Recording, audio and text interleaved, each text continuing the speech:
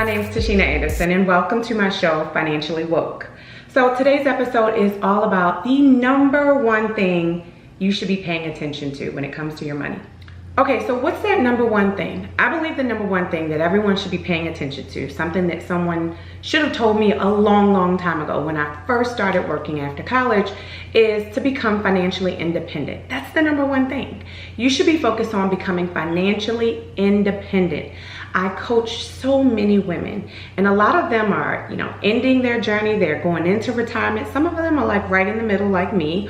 Or I also have some younger women who are just getting started. And one of the things I noticed that is a common thing amongst most women that I really help is that they're not focused on their finances. They're not focused on becoming financially independent. And so we're living, we're working, we're paying for things, we're having a great time, but a lot of us are just not paying attention to becoming financially independent. And so I want to give you 3 tips that I believe that you can use to make sure that you become financially independent. Okay, so the first tip is you have to figure out what route you're going to take.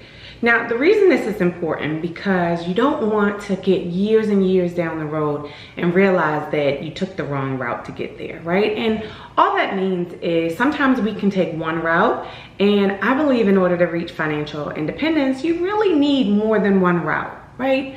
So what that means is, there's a business route, there's a real estate route, there's a stocks and bonds route, right? There's people who say, I don't want to get into real estate and I just want to do stocks and bonds. Well, that's great, but you need to have another plan in case there's, a crash in the market. You're in retirement, so that means you're going to need another route still in that way, where maybe you need some extra money that's put aside in case of just something going wrong in that area, so that you can wait for your money to build back up. What about the person that says, well, I'm just going to do real estate. I don't want to do anything else, just real estate. That's my financial independence. And even though this is not wrong either, you still want to think about all the things that could go wrong. Let's just say you buy properties all in the same area and then there's a flood and people move out and you have no rent coming in.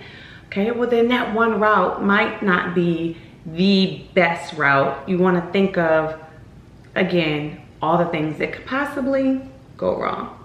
The other thing is, what if you're in business and you say, well, I built up a passive residual in my business, and maybe whatever residual that you've built up over time is no longer a residual or a product that people are still utilizing. So then you see that residual goes, or maybe you have a relationship with someone in business where they're responsible and it's a great business, it's making millions of dollars. But then that person, you have ownership in the company, but that person who's running it gets sick and then the sales go down. So you always want to think about, okay, what if something goes wrong in the route that I'm taking, and what's my backup plan? So either you need more than one route, or you need a route with like additional routes to say, okay, in the event something goes wrong, here's another backup plan. Now, here's a tip that I think, gosh, it really just breaks my heart. And I'm going to tell you why. The tip I'm going to give you is that you really need to know how much money you're going to need a month. And let me tell you why this breaks my heart when people don't pay attention to this and they're not financially woke in this area, is because I've seen people work, and they really believe that they're doing a great job. They're putting money away. Maybe they're following the plan that, everyone says put 10% away or 15% away. And then they get to retirement. They've done some things right. So they haven't been completely irresponsible. But the problem was, when it comes to financial independence, there's a number there. There's a number that you need to understand. This is the number that I'm going to need to live off of to become financially independent. So when a person gets to retirement and they don't have that number, meaning their investments can't produce enough money for them to live off of, they look and they say, well, what happened? And it's all because they weren't financially woke. They weren't paying attention. So you really have to know your number, and you do need to know, from what I'm currently doing today, will that get me to my number? What's my number? Is it $5,000 a month? Is it $10,000 a month? Is it $20,000 a month? What's going to help you to live comfortable once you retire, or once you become what they call financially independent? Okay, so tip number 3 is to figure out what's your plan. Now, a plan needs to be written down. So make sure you write it down. Make sure you have some good things that you're doing every single month. So let's just say, for instance, in order for you to become financially independent, let's just say, for instance, you need to purchase real estate where the rents pay you $10,000 a month.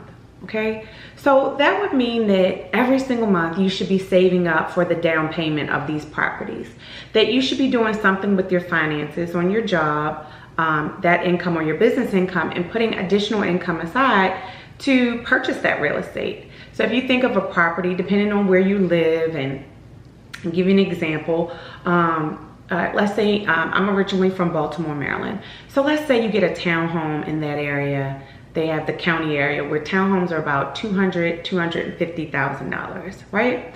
And you look in the area and you see that that townhome that rents in that area produces $2,000 a month. So you need to know, okay, well, how much money do I need to purchase a property like that? Well, that first property, maybe you need to put 20% down, so that'd be $40,000. So I need to put $40,000 away so I can purchase that property so that I can get rents of $2,000 a month. Now, obviously, you know that the person that's renting it, they're going to be paying the mortgage down for you. So you know just about whether if you get a 10-year or 15-year mortgage on that home, you know around the time that that property will be free and clear, and basically you'll be taking in that $2,000 a month without having to pay that mortgage. So, okay, now we're at $2 grand. Okay, well, what do I need to do to get to that 10 grand? Because remember, my goal was to be financially independent, and that means that I'm gonna need 10 grand a month. So that's gonna mean that I'm gonna need to purchase some more properties, because that one is not enough. If you have a plan, you can take money every single month and you can start putting money aside to purchase that property. Or let's just say, for instance, your plan is to become financially independent, and that means that, you know, you are doing it in the stock market and you're going to go that route. Then you need to know exactly. So let's just say if you have $1 million portfolio, you need to know that whether you get it through your job, a 401k, or whether you get it as a business owner and you're doing your investments on your own, the most important thing with this plan is to know that you're putting away the correct amount to get to that dollar amount, and that you're going to live off of that money. Use the 4% rule we'll talk about at another time.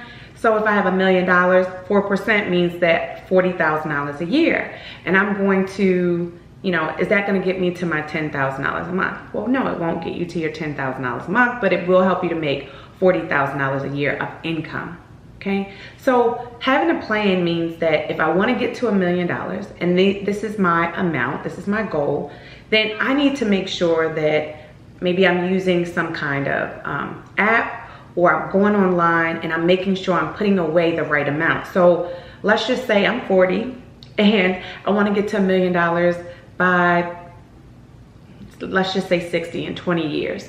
Then I need to look in an app or look online, find a calculator that shows me compounded interest, and the money that I'm putting in every single month, is that enough to get me to my goal? Well, my plan is just going to be, okay, I need to set it and forget it, right? So I need to put this money away every single month, that whatever that dollar amount, let's just say the dollar amount is $1,000. So $1,000, I need to have my account set up to be automatically debited to come out every month so that I meet my goal. But the plan is to never take money out, to know that that's where I'm going, and to know every single month before I do anything, before I go shopping, before I go on vacation, before I buy my children like a ton of expensive clothes, I need to put this $1,000 away. So, and this is just, you know, an example. But to me, being financially independent means having a great plan. Hopefully you've enjoyed this show on financial independence and being financially woke, okay? The number one thing that we should all be paying attention to. So if you like the information, make sure you subscribe and share this on your social media so that more of your friends and family members can start paying attention to their money.